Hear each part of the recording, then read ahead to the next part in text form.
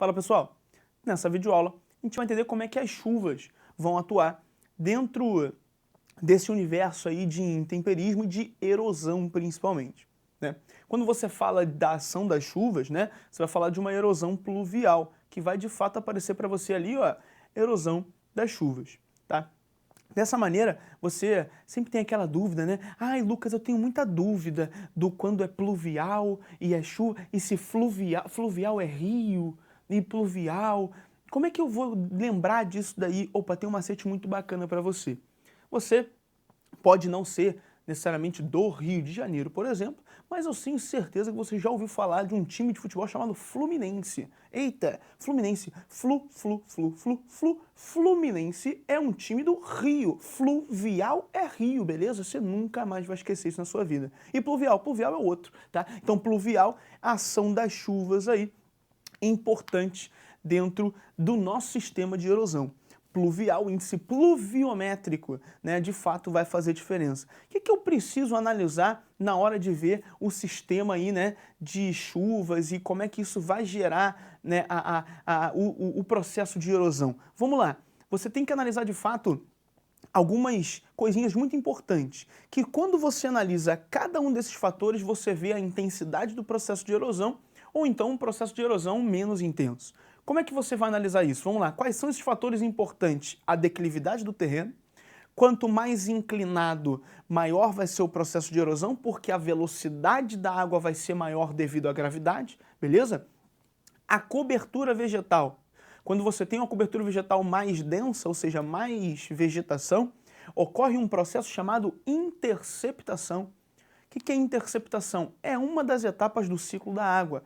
Lembra lá do ciclo da água que evapora, condensa, precipita, blá, blá, blá.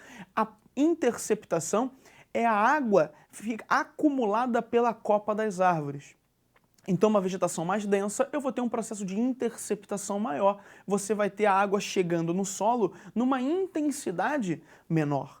É muito importante essa relação, né, que a gente tem com a copa das árvores para o sistema, né, de erosão. Então, tirar a vegetação, você vai aumentar o processo erosivo. Qual o processo erosivo quando você retira essa vegetação? Vai aparecer para você aqui que é o efeito splash, literalmente quando a água cai, né, de fato no solo diretamente, a água, uma gota de água, você, pô, mas é uma gota de água. Ok, mas são o quanto que chove, quantas gotas de água que caem por ali? Quantas gotas de água que vão cair?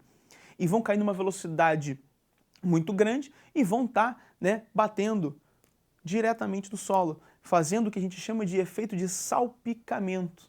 É o efeito splash. É um tipo de erosão. Começa a desagregar, né, devagarinho ali o solo, para depois essa água entrar e aumentar esse processo erosivo. Esse processo erosivo que pode acontecer de duas maneiras. Ou de uma erosão laminar. Como assim erosão laminar? É aquela erosão que acontece na parte superficial. Superficial, ou seja, é a água escorrendo no solo. Mas também tem a erosão subsuperficial, que é a água quando infiltra, que também escorre ali, né, pela parte subsuperficial, pode gerar os deslizamentos de terra. Então, deslizamento de terra é um processo natural? Sim, é um processo natural, mas que pode ser intensificado aí, né, pela ação das chuvas. Então, muito importante essa relação aí de processos erosivos.